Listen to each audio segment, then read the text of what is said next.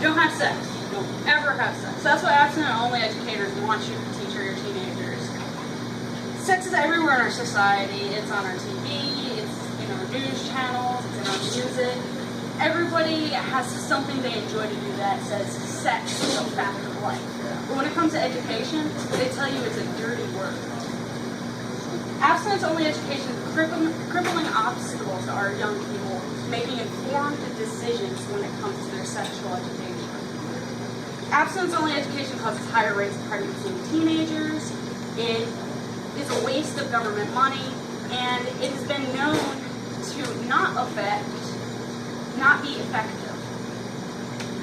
It's based on outdated societal norms. 2,000 years ago, abstinence made sense, but today in our society, it absolutely doesn't. The majority of belief in abstinence is based on religious principles. All three major monotheistic religions actually have scripture that bans sex before marriage. That morality is based on 2,000-year-old text that shouldn't be used to educate our young people. It's parental responsibility to imbue those values in your children if that's what you want them to believe. If public schools can't advocate for prayer, they shouldn't be able to teach religious morality either. In spite of religious teachings that extramarital sex is religiously reprehensible, young people continue to be sexually active. Abstinence-only education leads to higher teen pregnancy rates.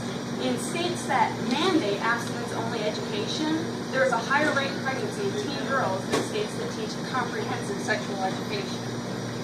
Refusing to teach young people about condoms, STDs, and contraceptives is actually counterproductive to their futures.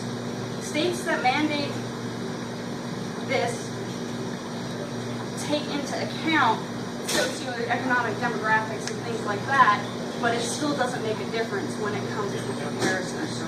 While abstinence-only education may lead one with clear conscience, it simply doesn't work.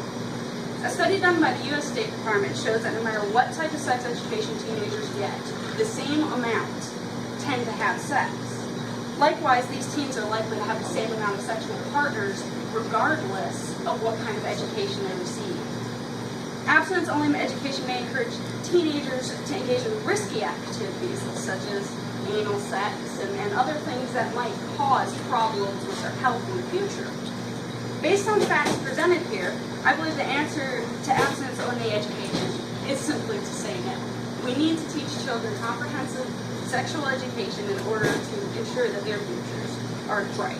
Abstinence-only education is based on text that was written as a means to control behavior of the population. So it's normal for women to get married at 14 and 15 and start having.